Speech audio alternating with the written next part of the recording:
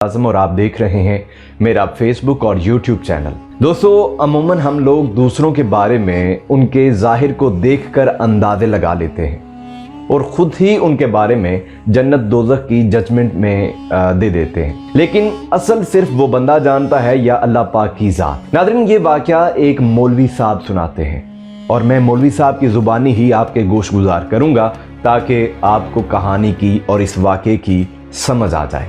और नाज़रीन ग्रामी, ये जो वाक़या आपको सुनाने जा रहा हूँ दिल दहला देने, दिल और आंखों के पर्दे खोल देने के लिए काफ़ी है, जिसके बाद आप अपने आंसू नहीं रोक सकेंगे। दोस्तों, चंद मिनट आपके दरकार हैं। वीडियो को आखिर तक ज़रूर देखिएगा और पसंद आने की सूरत में चैनल को सब्सक्राइब करने के साथ वीडियो को लाइक और शेयर भी ज़रूर कीजिएगा। दिसंबर के अवाइल की बात है जब महकमा औकाफ ने ज़बरदस्ती मेरी तैनाती शेखुपुरा के अमीर मोहल्ले की जामिया मस्जिद से हीरा मंडी लाहौर की एक पुरानी मस्जिद में कर दी। वजह यह थी कि मैंने करीबी इलाके के एक काउंसलर की मस्जिद के लाउड स्पीकर पे तारीफ करने से इनकार कर दिया था। शो मेरी किस्मत कि वो काउंसलर महकमा औकाफ के एक बड़े अफसर का भतीजा था। नतीजतन मैं लाहौर शहर के बदनाम तरीन इलाके में तैनात हो चुका था। बेशक कहने को मैं मस्जिद का इमाम जा रहा था, मगर इलाके का बदनाम होना अपनी जगह जो सुनता था, हंसता था या फिर इजहारे अफसोस करता था। महकमे के एक क्लर्क ने तो हद ही कर दी। तनहा का एक मामला हल कराने उसके पास गया तो मेरी पोस्टिंग का सुन के एक आंख दबाकर बोला, किबला मौलवी साहब, आपकी तो गोया 500 उंगलियां घी में है और सर कड़ाही में। मैं तो गोया जमीन में 6 फीट नीचे गड़ गया। फिर अल्लाह भला करे मेरी बीवी का, जिसने मुझे तसल्ली दी और समझाया कि इमामत ही तो है, किसी भी मस्जिद में सही, और मेरा क्या है, मैं तो वैसे भी घर से निकलना पसंद नहीं करती, पर्दे का कोई मसला नहीं होगा, और फिर हमारे कौन से कोई बच्चे हैं कि बच्चों के बिगड़ने का भी डर हो। बीवी की बात सुनकर थोड़ा दिल को इत्मीनान हुआ और हमने सामान बांधना शुरू किया। सामान बांधकर हम दोनों मियाँ बीवी ने अल्लाह का नाम लिया और लाहौर जाने के लिए एक प्राइवेट बस में सवार हो गए। बादामी बाग अड्डे पे उतरे और हीरा मंडी जाने के लिए सवारी की तलाश शुरू की। एक तांगे वाले ने मुझे पता बताने पर ऊपर से नीचे तलक देखा और फिर भुरके में मलबूस औरत साथ देखकर 40 रुपए के इवज ले जाने की हामी भरी। 15-20 मिनट में हम वहां पर पहुंच गए। दोपहर का वक्त था, शायद बाजार खुलने का वक्त नहीं था। देखने में तो आम सा मोहल्ला था, वही टूटी फूटी गलियां। फर्क था तो सिर्फ इतना कि पान, सिगरेट और फूल वालों की दुकानें कुछ ज्यादा थीं। दुकानें तो बंद थीं, मगर उनके नए पुराने बोर्ड असल कारोबार की खबर दे रहे थे। खबर भी दे रहे थे। मस्जिद के सामने तांगा रुक गया, मानो मोहल्ले वालों की ईद हो गई। पता नहीं किन किन कोने खुदरों से बच्चे और औरतें निकलकर जमा होने लगी। मिली जुली आवाजों ने आसमान सर पे उठा लिया। अबे नया मौलवी है, बीवी भी साथ है, पिछले वाले से तो बेहतर ही होगा, क्या पता लगता है बहन, मर्द का क्या एतबार है। हाँ, सही कहती है, दाढ़ी वाला मर्द तो और भी खतरनाक। मुकालमों और फिक्रों से ये मालूम पड़ता था कि जैसे तवाइफों के मोहल्ले में मौलवी नहीं, शुरफा के मोहल्ले में कोई तवाइफ वारिद हुई हो। इससे पहले कि मेरे ज़ब्त का पैमाना लबरेज होता, खुदा खुश रखे, गुलाम शबीर को जो मौलवी साहब करता दौड़ा आया और हुजूम को वहां से भगा दिया। पता चला कि मस्जिद का खादिम है और अरसा 25 साल से अपने फराइज निहायत मेहनत और दयानतदारी से अदा कर रहा था। सादा और नेक आदमी, और मुंह पे शिकायत का एक लफ्ज नहीं भाई। बूढ़ा आदमी था, मगर कमाल का हौसला और हिम्मत रखता था। बतनख्वाह के नाम पे गरीब 2 वक्त का खाना मांगता था और रात को मस्जिद ही में सोता था। यूं उसको रहने की जगह मिल जाती थी और मस्जिद की हिफाजत भी हो जाती थी। एक बात थी, जब से मैं आया था दिमाग में खटक रही थी। सो एक दिन गुलाम शबीर से पूछ ही लिया, मियाँ ये बताओ कि पिछले इमाम मस्जिद के साथ क्या गुजरा। वो थोड़ा हिचकिचाया और फिर एक तरफ ले गया कि बेगम के कान में आवाज न पड़े। मियाँ जी, अब आपको क्या बताऊं, जवान आदमी थे और गैर शादीशुदा भी। मोहल्ले में भला हुस्न की क्या कमी है, बस दिल आ गया एक लड़की पे। लड़की के दलाल भला कहाँ जाने देते थे सोने की चिड़िया को। पहले तो उन्होंने मौलाना को समझने बुझाने की कोशिश की, फिर डराया धमकाया, लेकिन मौलाना नहीं माने और एक रात लड़की को भगाकर ले जाने की कोशिश की। बादामी बाग अड्डे पर ही पकड़े गए। जालिमों ने इतना मारा पीटा कि मौलाना जान से गए। गुलाम शब्बीर ने निहायत अफसोस के साथ सारी कहानी सुनाई। पुलिस वगैरह कातिल पकड़े नहीं गए? मैंने घबरा कर पूछा। गुलाम शब्बीर हंसने लगा। कमाल करते हैं आप भी मियाँ जी, पुलिस भला इन लोगों के चक्रों में काम पड़ती है, बस अपना भत्ता वसूल किया और गायब हो गए। और वैसे भी कोतवाल साहब खुद उस लड़की के आशिकों में शामिल थे, कहां इस जहन्नुम में फंस गए। मैं ये सब सुनकर सख्त परेशान हुआ। आप क्यों फिक्र करते हैं मियाँ जी, बस चुप करके नमाज पढ़ें और पढ़ाएं। दिन के वक्त कुछ बच्चे आ जाया करेंगे, उनको कुरान शरीफ पढ़ा दिया करें। बाकी बस अपने काम से काम रखेंगे तो कोई तंग नहीं करता यहाँ। बल्कि मस्जिद का इमाम अच्छा हो तो गुनाहों की इस बस्ती में लोग सिर्फ इज्जत करते हैं। गुलाम शब्बीर ने मेरी मालूमात में इजाफा करते हुए बताया तो मेरी जान में जान आई। इन्हीं शुरू के आयाम में एक वाकया हुआ। पहले दिन ही दोपहर के खाने का वक्त हुआ तो दरवाजे पे किसी ने दस्तक दी।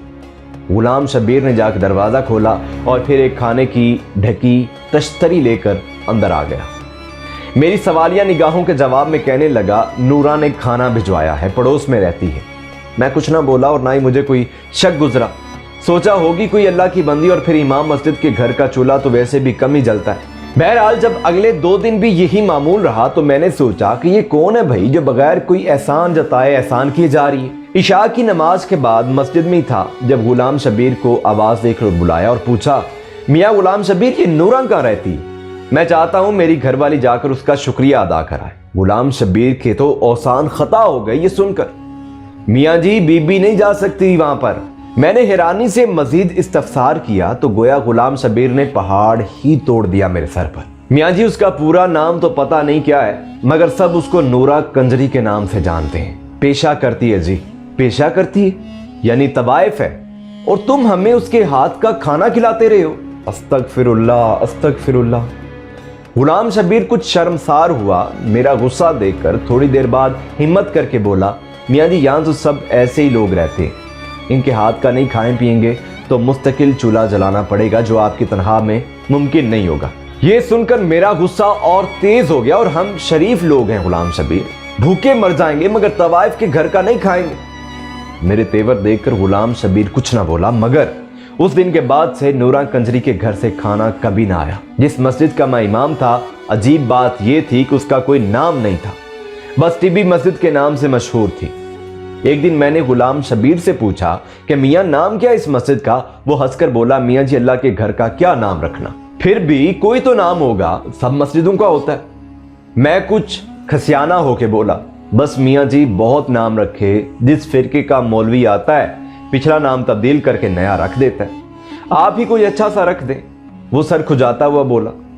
मैं सोच में पड़ गया, गुनाहों की इस बस्ती में इस वाहिद मस्जिद का क्या नाम रखा जाए, क्या नाम रखा जाए मस्जिद का भाई? हाँ, मोती मस्जिद ठीक रहेगा, गुनाहों के कीचड़ में चमकता पाक साफ मोती।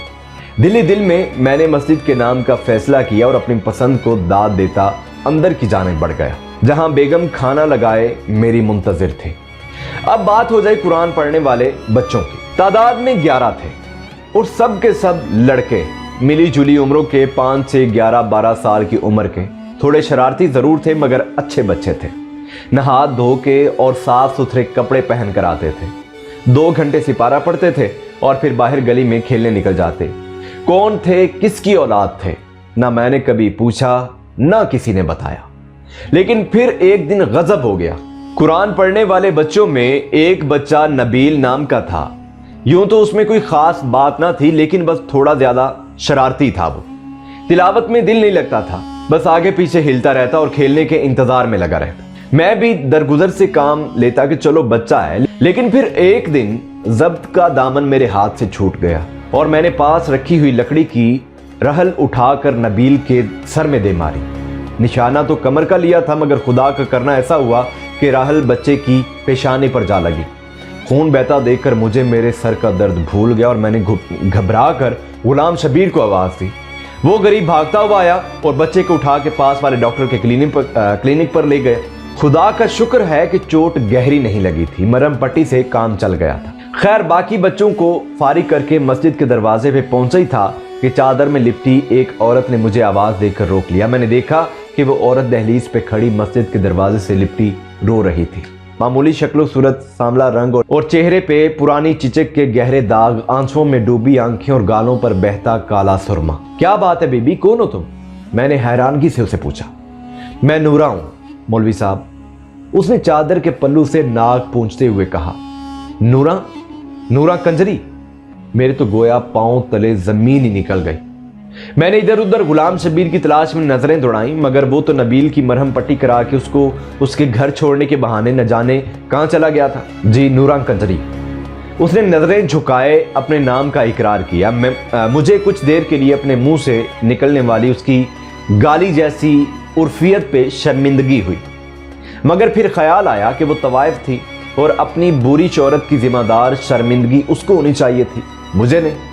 फिर अचानक मुझे एहसास हुआ कि मेरी मोती जैसी मस्जिद में उस तवाइफ का नापाक वजूद किसी गलादत से कम नहीं था। बाहर निकल के खड़ी हो, मस्जिद को गंदा ना कर बीबी। मैंने नफरत से बाहर गली की जानिब इशारा किया। उसने कुछ इस हैरानगी से आंख उठा के मेरी तरफ देखा कि जैसे उसे मुझसे इस रवैये की उम्मीद ना हो। डुबडुबाई आंखों में एक लम्हे के लिए किसी अनकही फरियाद की लो भड़की, लेकिन फिर कुछ सोचकर उसने आंसुओं के पानी में एहतजाज के इरादे को गर्क किया और बगैर कोई और बात किए वो वहां से चली गई। मैंने भी ना रोका कि पता नहीं किस इरादे से आई थी। इतनी देर में गुलाम शबीर भी पहुंच गया। कौन थी मियाँ जी, क्या चाहती थी? गालिबन उसने औरत को तो देखा था, मगर दूर से शक्ल नहीं पहचान पाया। नूरा कंजरी थी, पता नहीं क्यों आई थी, मगर मैंने भी वो डांट पिलाई कि आइंदा इस पाक जगह का रुख नहीं करेगी। मैंने दाद तलब नजरों से गुलाम शबीर की तरफ देखा, मगर उसके चेहरे पर सताइश की जगह अफसोस ने डेरे डाल रखे थे। वो बेचारी दुखों की मारी अपने बच्चे का गिला करने आई थी मियाँ जी। नबील की माँ है, बच्चे की चोट बर्दाश्त नहीं कर सकी और आपने उस गरीब को डांट दिया। गुलाम शबीर ने नूरा की वकालत करते हुए कहा, तो नबील नूरा का बेटा है, ऐसी हरकतें करेगा तो सजा तो मिलेगी। जैसी माँ वैसा बेटा। मैंने अपनी शर्मिंदगी को बेहुदगी से छुपाने की कोशिश की। एक लम्हे को ख्याल भी आया कि बच्चा तो मासूम है, और फिर मैंने ज्यादती भी की। मगर फिर अपने उस्ताद होने का ख्याल आया तो सोचा कि बच्चे की भलाई के लिए तो मारा है, क्या हुआ? और फिर एक तवाइफ को क्या हक हासिल है कि मस्जिद के इमाम से शिकायत कर सके? कितने बच्चे हैं नूरा के? मैंने बात का रुख बदलने की कोशिश की। मस्जिद में पढ़ने वाले सब बच्चे नूरा के हैं मियाँ जी, इसके अलावा एक गोद का बच्चा भी है। बस इस मोहल्ले में सिर्फ नूरा अपने बच्चों को मस्जिद भेजती है, बाकी सब लोगों के बच्चे तो आवारा फिरते हैं। गुलाम शबीर की आवाज में फिर नूरा की वकालत गूंज रही थी। ये नबील को मार पड़ने के कुछ दिनों बाद का जिक्र है कि इशा पढ़ा के मैं गुलाम शबीर से एक शरई मामले पर बहस में उलझ गया, तो घर जाने में काफी देर हो गई। मस्जिद से बाहर निकले तो बाजार की रौनक शुरू थी। अचानक मेरी नजर नूरा के घर के दरवाजे पर जा पड़ी। वो बाहर ही खड़ी थी और हर आते जाते मर्द से ठट्टे मार मार कर गप्पे लगा रही थी। आज तो उसका रूप ही दूसरा था भाई। मैंने तंजिया निगाहों से गुलाम शबीर की तरफ देखा। आखिर वो नूरा का वकील जो था। छोड़िए मियाँ जी, औरत गरीब है और दुनिया बड़ी जालिम। उसने गोया बात को टालने की कोशिश की। और फिर उसके बाद नूरा का जिक्र मेरे सामने तब हुआ जिन दिनों में अपने और जोजा के लिए हज बैतुल्लाह के गरज से कागजात बनवा रहा था। जोजा का एक भांजा उन्हीं दिनों वजारत मजहबी उमूर में कलरक था। उसकी वसातत से दरखास्त की कबूली की कामल उम्मीद थी। कागजात फाइल में इकट्ठे किए ही थे कि गुलाम शबीर हाथ में कुछ और कागजात उठाए पहुंच गया। मियाँ जी, एक काम था, आपसे इजाजत दें तो अर्ज करूं, उसने हिचकिचाते हुए कहा। हाँ हाँ मियाँ, क्यों नहीं, क्या बात है? मियाँ जी, आपकी तो वजारत में वाकफियत है, एक और हज की दरखास्त भी जमा करा दे। उसने हाथ में पकड़े कागजात मेरी जाने बढ़ाए। ये मेरी दरखास्त नहीं है, ये नूरा की है, उसने सहम कर कहा। मियाँ होश में तो हो, नूरा कंजरी अब मक्के मदीने जाएगी, और वो भी अपने नापाक पेशे की रकम से। तौबा तौबा, मेरे तो जैसे तन बदन में आग लग गई ये वाहियात सुनकर। मियाँ जी, तवाइफ है पर मुसलमान भी तो है, और वो तो अल्लाह का घर है, वो जिसको बुलाना चाहे बुला ले, उसके लिए सब एक बराबर। अपनी तरफ से गुलाम शबीर ने बड़ी गहरी बात की थी। अच्छा, अल्लाह जिसको बुलाना चाहे बुला ले? वाह मियाँ वाह, तो फिर मैं दरखास्त क्यों जमा करवाऊं? नूरा से कहो सीधा अल्लाह ताला को ही भेज दे। मैंने गुस्से से कहा और अंदर कमरे में चला गया। जोजा का भांजा बरखुरदार निकला اور اللہ کے فضل و کرم سے میری اور زوجہ کی درخواست قبول ہو گئی۔ اللہ کا نام لے کر ہم روانہ ہو گئے۔ احرام باندھا تو گویا عمر بھر کے گناہ اتار کے ایک طرف رکھ دیے۔ اللہ کا گھر دیکھا اور نظر بھر کے دیکھا۔ فرائض پورے کرتے کرتے رمی کا دن آ گیا۔ بہت رش تھا، ہزاروں لاکھوں لوگ، ایک ٹھاٹھے مارتا سفید رنگ کا سمندر۔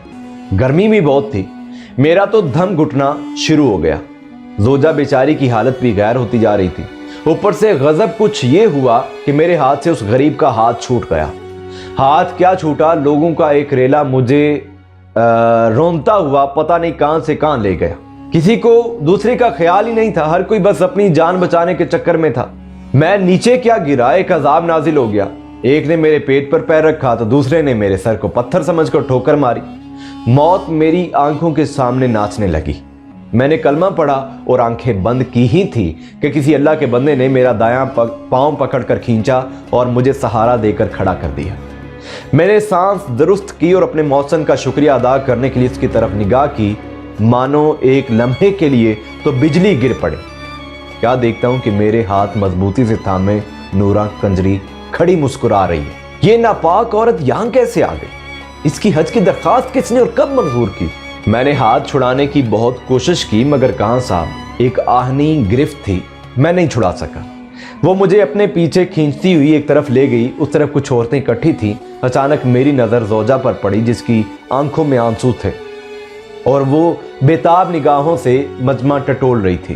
ہماری نظریں ملیں تو سب کلفت بھول گئی۔ میں دوڑ کر اس تک پہنچا اور آنسو پوچھے، کہاں چلے گئے تھے آپ؟ کچھ ہو جاتا تو؟ پریشانی سے الفاظ کے اس کے گلے میں اٹک رہے تھے۔ بس کیا بتاؤں، آج مرتے مرتے بچا، جانے کون سی نیکی کام آ گئی۔ میں تو پاؤں تلے روندا جا چکا ہوتا اگر نورا نہیں بچاتی۔ اس نے اس کو تسلی دیتے ہوئے کہا، نورا؟ ہماری پڑوسن نورا؟ وہ یہاں کہاں آ گئی؟ آپ نے کسی اور کو دیکھا ہوگا، اس نے حیرانگی سے کہا۔ ارے نہیں، نورا ہی تھی۔ میں نے ادھر ادھر نورا کی تلاش میں نظریں دوڑائیں مگر وہ نہ جانے کب کی جا چکی تھی۔ بعد میں بھی اس کو بہت ڈھونڈا مگر اتنے جمع غفیر میں کہاں کوئی ملتا ہے۔ خدا خدا کر کے حج پورا ہوا اور ہم دونوں میاں بیوی وطن واپس روانہ ہوئے۔ لاہور ایئرپورٹ پر غلام شبیر پھولوں کے ہاروں سمیت استقبال کو آیا ہوا تھا۔ بہت مبارک باجی، بہت مبارک میاں جی، بلکہ اب تو میں آپ کو حاجی صاحب کہوں گا۔ اس نے مسکراتے ہوئے ہم دونوں کو مبارک دی تو میری گردن حاجی صاحب کا لقب سن کر اکڑ گئی۔ میں نے خوشی سے سرشار ہوتے ہوئے اس کے کندھے پہ تھپکی دی اور سامان اٹھانے کا اشارہ کیا۔ ٹیکسی میں بیٹھے میں نے مسجد اور گھر کی خیریت دریافت کی تو نورا کا خیال آیا۔ میاں غلام شبیر، نورا کیوں سناؤ؟ میرا اشارہ اس کی حج کی درخواست کے بارے میں تھا۔ اس بیچاری کی کیا سناؤں میاں جی؟ لیکن آپ کو کیسے پتا چلا؟ اس نے حیرانگی سے میری جانب دیکھا۔ بس ملاقات ہوئی تھی مکہ شریف میں۔ میں نے اس کے لہجے میں چھپی اداسی کو اپنی غلط فہمی سمجھا۔ مکہ شریف میں ملاقات ہوئی تھی؟ مذاق نہ کریں میاں جی، نورا تو آپ کے جانے کے اگلے ہی دن قتل ہو گئی تھی۔ اس نے گویا میرے سر پر بم پھوڑ دیا۔ قتل ہو گئی تھی؟ میں نے اچنبے سے پوچھا۔ جی میاں جی، بیچاری نے حج کے لیے پیسے جوڑ رکھے تھے، اس رات کوئی گاہک آیا اور پیسوں کے پیچھے قتل کر دیا۔ ہمیں تو صبح کو پتا چلا، جب اس کے بچوں نے اس کی لاش دیکھی، شور مچایا تو سب اکٹھے ہوئے، پولیس والے بھی پہنچ گئے اور اس کی لاش پوسٹ مارٹم کے لیے لے گئے۔ ابھی کل ہی مردہ خانے سے میت لے کر آیا ہوں، آج صبح تدفین کی ہے اس کی۔ غلام شبیر کی آواز آنسوؤں میں بھیگ رہی تھی۔ قاتل کا کچھ پتا چلا؟ میں ابھی بھی حیرانگی کی گرفت میں تھا۔ پولیس کے پاس اتنا وقت کہاں میاں جی کہ طوائفوں کے قاتلوں کو ڈھونڈے۔ اس بیچاری کی نماز جنازہ میں بھی تو بس 3 افراد تھے، میں اور 2 گورکن۔ اس نے افسوس سے ہاتھ ملتے ہوئے کہا، اور اس کے بچے، ان کا کیا بنا؟ میں نے اپنی آنکھوں میں امڑتی نمی پونچھتے ہوئے دریافت کیا۔ کوئی لڑکا پیدا ہوتا ہے تو زیادہ تر اسے راتوں رات اٹھا کر کوڑے کے ڈھیر پر پھینک دیا جاتا ہے۔ وہ سب ایسے ہی بچے تھے۔ نورا سب جانتی تھی کہ کس کے ہاں بچہ ہونے والا ہے، بس لڑکا ہوتا تو اٹھا کر اپنے گھر لے آتی۔ کہنے کو تو طوائف تھی میاں جی، مگر میں گواہ ہوں، غریب جتنا بھی کماتی بچوں پہ خرچ کر دیتی۔ بس تھوڑے بہت الگ کر کے حج پہ جانے کے لیے جمع کر رکھے تھے، اور وہ بھی اس کا قاتل لوٹ کر لے گیا۔ یہ بتاؤ غلام شبیر، جب میں نے اس کی درخواست جمع کرانے سے انکار کیا تو اس نے کیا کہا؟ مجھ پہ حقیقتوں کے در کھلنا شروع ہو چکے تھے۔ بس میاں جی کیا کہتی بیچاری، آنکھوں میں آنسو آ گئے، آسمان کی جانب ہاتھ اٹھائے اور کہنے لگی، کہ بس تو ہی اس کنجری کو بلائے تو بلا لے۔ مجھ پر تو پوچھو گھڑوں پانی پڑ گیا۔ تعصب کی ایک آندھی چل رہی تھی اور ہوا کے دوش میری خطائیں اڑ رہی تھی، گناہوں کی مٹی چل رہی تھی اور میری آنکھیں اندھیائی جا رہی تھی۔ آپ کیوں روتے ہیں میاں جی؟ آپ تو ناپاک کہتے تھے اس کو۔ غلام شبیر نے حیرانگی سے میری آنسوؤں سے تر داڑھی دیکھتے ہوئے کہا، کیا کہوں غلام شبیر کہ کیوں روتا ہوں؟ وہ ناپاک نہیں تھی، ناپاک تو ہم ہیں جو دوسروں کی ناپاکی کا فیصلہ کرتے پھرتے ہیں۔ نورا تو اللہ کی بندی تھی، اللہ نے اپنے گھر بلا لیا۔ میری ندامت، میری ہچکیاں بند ہونے کے نام نہیں لے رہی تھی۔ غلام شبیر نہ سمجھتے ہوئے مجھے تسلی دیتا رہا۔ ٹیکسی متعلقہ محلے میں داخل ہوئی اور مسجد کے سامنے کھڑی ہو گئی۔ اترا ہی تھا کہ نورا کے دروازے پہ نظر پڑی، ایک ہجوم اکٹھا تھا وہاں۔ کیا بات ہے غلام شبیر، لوگ اب کیوں اکٹھے ہیں؟ میاں جی میرے خیال میں پولیس والے ایدی سینٹر والوں کو لے کر آئے ہیں، وہی لوگ بچوں کو لے جائیں گے، ان غریبوں کی کوئی دیکھ بھال تو کرنے والا ہے نہیں۔ غلام شبیر نے کچھ سوچتے ہوئے کہا۔ میں نے زوجہ کا ہاتھ پکڑا اور غلام شبیر کو پیچھے آنے کا اشارہ کرتے ہوئے نورا کے دروازے کی جانب بڑھ گیا۔ کہاں چلے میاں جی؟ غلام شبیر نے حیرانگی سے پوچھا۔ نورا کے بچوں کو لینے جا رہا ہوں، آج سے وہ میرے بچے ہیں، اور ہاں مسجد کا نام میں نے سوچ لیا ہے، آج سے اس کا نام نور مسجد ہوگا۔ ناظرین، یہ آج کی کہانی تھی، ایک نصیحت اور سبق آموز کہانی جو آپ کی گوش گزار کی۔ اگر آپ کو پسند آئے تو میرے چینل کو سبسکرائب بھی کیجئے گا اور میری اس ویڈیو کو شیئر کیجئے گا۔ انشاءاللہ تعالی جلد اگلی ویڈیو میں آپ سے ملاقات کروں گا، تب تک کے لیے اللہ نگہبان۔